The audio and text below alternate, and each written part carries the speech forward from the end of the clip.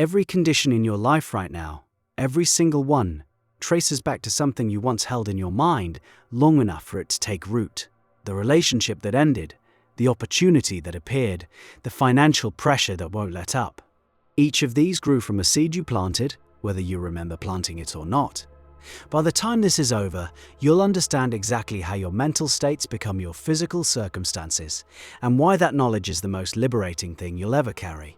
The Kybalion lays out 7 hermetic principles, and the 6th one, cause and effect, is the one most people rush past because they think they already understand it. You drop a glass, it breaks. Action, reaction. Simple. But the hermetic version goes so much deeper than physics. It says that every effect in the outer world has its cause in the inner world. Your mental state is the cause. Your life circumstance is the effect. Always. Without exception. Think about what that actually demands of you. It means the job you lost wasn't random bad luck. The illness that showed up wasn't arbitrary. The person who walked away wasn't acting independently of the field you've been broadcasting. Every outer condition is a printout of an inner original, and the Hermetic tradition is specific about this. There is no such thing as chance. What people call chance is simply a name for a cause they haven't traced back far enough to identify. This is where most people flinch. Because if every condition is an effect of a prior cause, and if the ultimate cause is always mental, then you can't outsource blame anymore. You can't point at the economy, your childhood, your genetics, or that one person who betrayed you and say, "That's why my life looks like this." Those things happened, yes. But the Hermetic law asks a harder question. What was the mental state that made you a match for that experience? Neville Goddard taught this with surgical precision. He called it the law, and he was ruthless about it. Your assumptions, he said, harden into fact. Assume you are unwanted, and watch how people begin to pull away. Assume scarcity is your reality, and watch how money becomes difficult. The assumption comes first, the evidence follows. Every time, and the sequence matters enormously. Most people read their circumstances and then form their beliefs. They look at the bank account and decide they're broke. They look at the empty apartment and decide they're alone. They look at the rejection letter and decide they're inadequate. This feels logical, it feels responsible even. But it's actually the cause and effect chain running in reverse. You're letting the effect dictate the next cause, which guarantees the next effect will match. It's a closed loop, a mental prison with the door wide open. So how do you break it? You start by understanding something uncomfortable. There's a delay between cause and effect. The Hermetic tradition calls this the gestation period. You plant a mental state today, and its corresponding physical reality might take weeks, months, or years to materialize. This delay is what makes the law invisible to most people. By the time the effect shows up, you've forgotten the cause. You've forgotten that 3 months ago you spent 2 weeks convinced nothing would work out. You've forgotten the quiet dread you carried through April. But the law didn't forget. It was executing your order the entire time. This is where the real discipline lives. The mental diet, a phrase Neville used constantly, is the practice of monitoring every inner conversation, every assumption, every habitual thought. You catch the fearful assumption before it settles in. You notice the worry before it becomes a conviction. You redirect the inner conversation toward what you've decided to experience, rather than what you're afraid of experiencing. This sounds simple. It is brutally difficult. Your mind has been running unsupervised for years, maybe decades, producing causes you never consciously chose. Consider the person who worries about money constantly. They budget obsessively, check their account daily, feel a knot in their stomach every time a bill arrives. They're being responsible, right? From a Hermetic standpoint, they're planting cause after cause in the soil of scarcity. Each anxious thought is a seed. Each fearful assumption waters the previous ones. And 6 months later, when an unexpected expense wipes out their savings, they call it bad luck. The Kybalion would call it a harvest. Now consider someone who holds a quiet, steady assumption of abundance. They handle their finances, yes. They pay their bills, but their inner state while doing so is fundamentally different. There's no panic behind their eyes.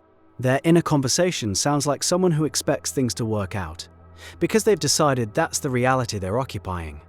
And over time, opportunities appear, resources show up, doors open that were previously invisible. The outer world reorganizes itself around the inner cause. You might ask, what about children who suffer? What about people born into poverty or war? The Hermetic tradition acknowledges this, and the answer sits within a larger framework that includes the principle of correspondence, as above, so below, and the understanding that consciousness operates across scales most people don't consider. The law of cause and effect doesn't require that every cause originated in this particular chapter of your experience. It requires that every effect has a cause, period. The scope is wider than one lifetime of conscious memory. And while that can feel unsatisfying to the rational mind, the practical application remains the same. From this moment forward, you are the one choosing the causes. That's where your power lives. The Hermetic tradition teaches that most people operate on the plane of effects. They react, they respond, they let external events dictate internal states. The Kybalion describes these people as played, moved around the board of life like chess pieces by causes they never examine. But there's another possibility. You can rise to the plane of causation. You can become the one who initiates the chain, rather than the one who absorbs the impact at the end of it. Rising to the plane of causation requires one thing above all else: the willingness to take full ownership of your mental world. Every inner conversation, every assumption about yourself, every quiet story you tell yourself when the lights go out and the distractions stop, these are your causes. These are the architects of tomorrow's circumstances. And they are working right now, whether you supervise them or not. Neville put it in the starkest terms he could: assume the feeling of the wish fulfilled. Go to the end. Live in the mental state of the person who already has what you desire. Feel the reality of it so completely that your inner world accepts it as done. Then let the outer world catch up. This is cause and effect in its purest application. You set the cause consciously, deliberately, and then you hold it against all contradicting evidence until the effect materializes. The against all contradicting evidence part is where most people abandon the practice. Because reality will test you. The bank account will still look empty the morning after your meditation. The person you want to hear from still won't call on Tuesday. The circumstance you're trying to shift will seem utterly unchanged for days, sometimes weeks. And in those moments, the temptation to revert to the old mental state is almost unbearable. Your senses are screaming one thing. Your assumption is whispering another. The Hermetic practitioner chooses the whisper. Every time you choose the old reaction, every time you look at the current condition and let it drag your mental state back down, you reset the cause, you replant the old seed, the gestation starts over. This is why people say manifestation doesn't work. They planted a new cause on Monday, ripped it out by Wednesday, and wondered why nothing grew by Friday. The law is exact. It requires sustained mental states, held with enough conviction to override the feedback of the senses. There's a passage in the Kybalion that cuts to the heart of this. The masses of people are carried along obedient to environment, the wills and desires of others stronger than themselves, heredity, suggestion, and other outward causes moving them about like pawns on the chessboard of life. Then it offers the alternative, the masters, who rise above the plane of material life and control their own moods, characters, and the conditions surrounding them. They become movers instead of pawns, causes instead of effects. That word, movers, deserves your attention. A mover is someone who has internalized one truth so deeply it changes how they walk through every room. Nothing in my outer world arrived without an invitation from my inner world. The invitation might have been unconscious. It might have been a habitual fear rather than a deliberate choice. But it was there. And once you see the mechanism, you can never unsee it. Every worry becomes visible as a cause in formation. Every assumption reveals itself as a blueprint being drafted. The work ahead of you is specific. Tonight, before you sleep, examine the mental states you carried today. The assumptions that ran on autopilot. The inner conversations that played on repeat. Ask yourself honestly, if these mental states are causes, what effects am I currently growing? And if you don't like the answer, if the harvest you're heading toward looks like more of what you've already been living, change the seed. Choose a different assumption.